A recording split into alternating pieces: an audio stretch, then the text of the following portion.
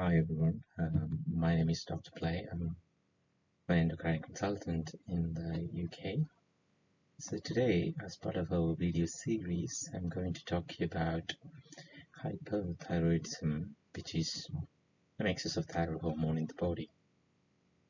So we'll go through the basic physiology, pathology, the investigations, and the treatments. So if you look at this picture, you can see that it's a thyroid gland. It's a butterfly-shaped gland in front of the neck, which is producing the thyroid hormone, which has got profound effect on the body functions, and it's a very physiologically active hormone. So if this gland is excreting more thyroid hormones, causing hyperthyroidism, can cause multiple symptoms in the body. So we'll look at the symptoms of hyperthyroidism next. You can see that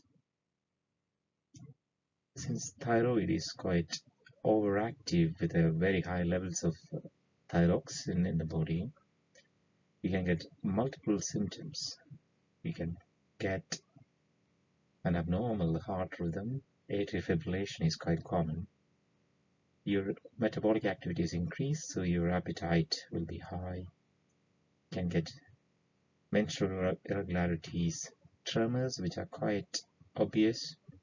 Might be sweating a lot, you might be losing weight, might have diarrhea and perspiration, that is a sweating. You might have hair loss, and of course the eye symptoms like bulging eyes, which are typical of hyperthyroidism.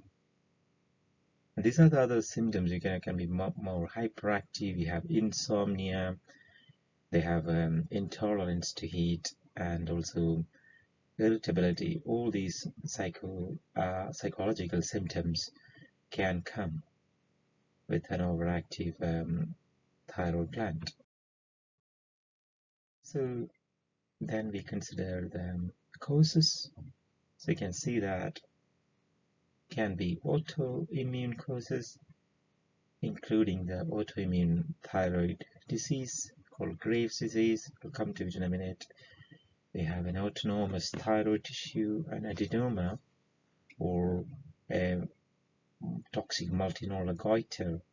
So in that case, one of the glands, the thyroid gland, is enlarged and is producing excess hormones, causing hyperthyroidism. The toxic adenoma, one of the nodules become overactive. You can have subacute thyroiditis.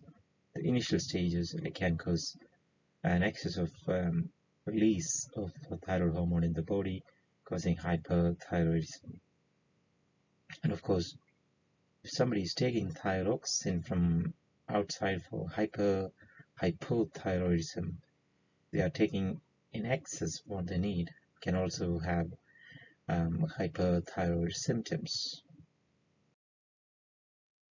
So if you look at this this graph, you can see that it is plotted against the age and the incidence.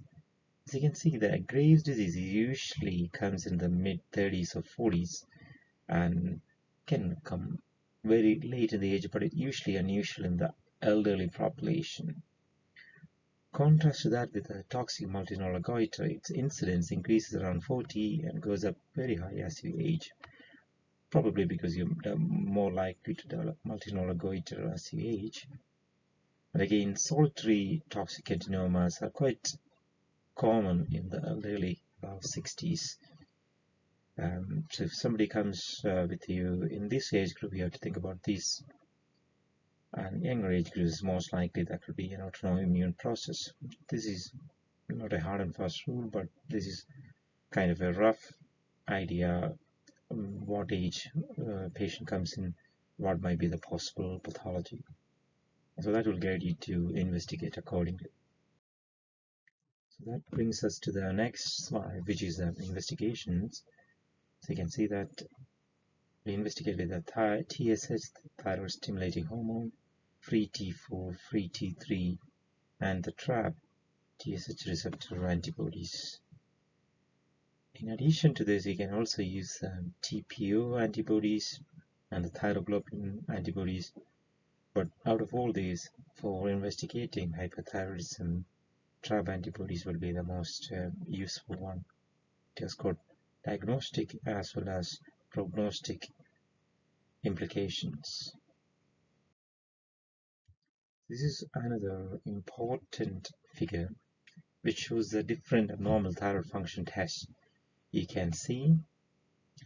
And in hyperthyroidism, as you can see, this area, the free T4 is high, free T3 is high, and TSH is low. That is very typical of hyperthyroidism. You can get subclinical hyperthyroidism when your free T4 and T3 are normal and your TSH is low. This has got other thyroid functions as well, which we'll discuss at a later stage, but these are the two things for our current discussion. So once we get a patient, we make a diagnosis, and how do we going to treat it? The treatment actually depends on the diagnosis.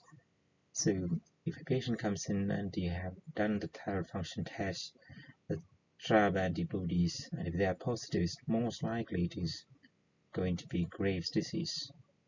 So the treatment options in that situation would be either you can treat it medically, or you can use some radioiodine, or you can refer them for surgery. So it depends on different factors. Usually the practice is to treat them medically, and then if it recurs, refer them for radioiodine treatment or surgical. But some patients, they prefer radioiodine in the beginning. So those kind of patients, once the thyroid functions are under control, you can advise them to go for radioiodine. Obviously, this is contraindicated in pregnancy, and also in women of childbearing age group should have a negative pregnancy test and should avoid having children for the next year or so. And also, men should avoid fathering for at least 6 months because of the residual effects of this radioiodine and potential teratogenic effect.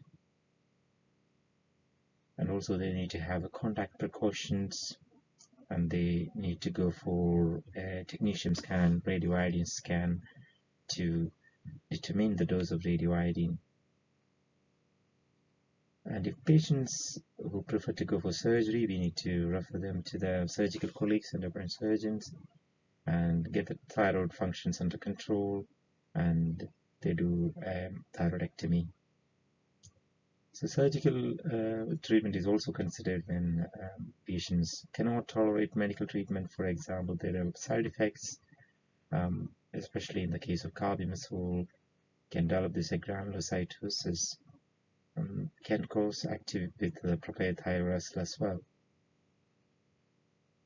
So in those situations, you control the thyroid functions in different ways by using other methods like cholestyramine, glucoside, beta blocking them, and then do the surgery.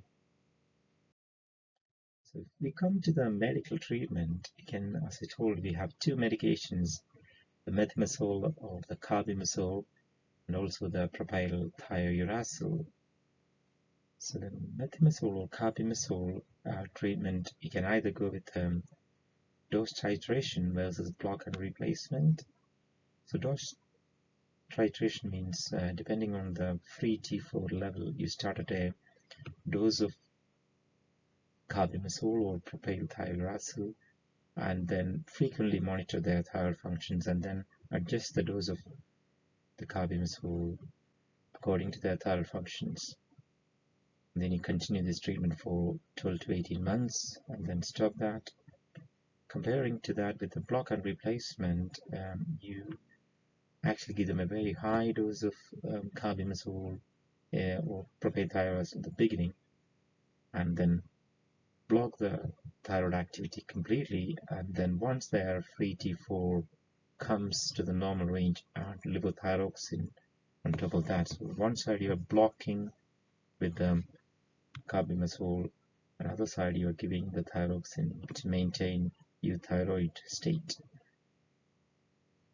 This is useful in situations where you cannot have frequent monitoring, because once the thyroid functions are under normal control with adequate thyroxine levels, you don't need very frequent monitoring.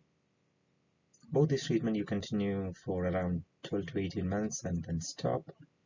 Fortunately, there is a 50% chance of recurrence once you stop medical treatment, so you need to further monitor them and ask them to come back to you if they have symptoms of hyperthyroidism developing. So once they recur, if they recur at all, they might need to go for definitive treatments like radioiodine or surgery, which we have discussed in the previous slides. Chances of recurrence are usually high in people who have a high TRAb antibody levels, and people who smoke, and younger age, male sex. All these are kind of risk factors for recurrence.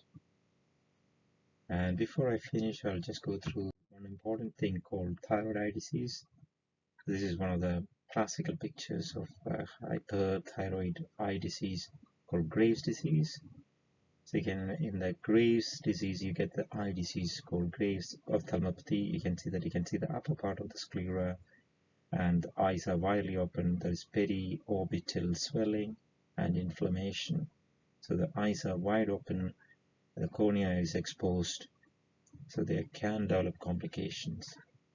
So usually identify this by using the clinical activity score, and based on this score, you modify them into mild, moderate, and severe, and then decide according to that. So this is a very good website. It's called UGoGo. If you want to European Graves ophthalmopathy website, which is quite useful with a lot of guidelines and advice about how to manage these patients. In the outpatient settings for mild disease, selenium is quite useful. You give them for a 6-month course.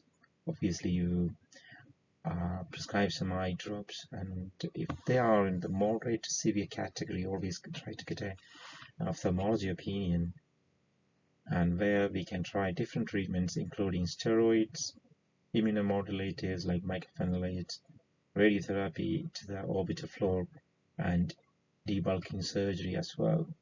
So you need to be liaising with your ophthalmology colleagues to organize this treatment, and strongly advise the patients to stop smoking, as that increases the risk of thyroid eye disease. And this can be devastating because it can cause serious complications. And these patients, if at all they need to give radioiodine, we try to avoid it as much as possible, but they might need perioperative steroid cover. And if the severe disease, they need methylprednisolone. All these doses are mentioned in the guideline published by UGoGo, so it's worth looking into this. So that's a brief overview of the hyperthyroidism and its management and investigations. So in further sessions, we will do more about the drug treatment, mechanism of action, and other things. So I'll see you in the next video. Thank you. Bye.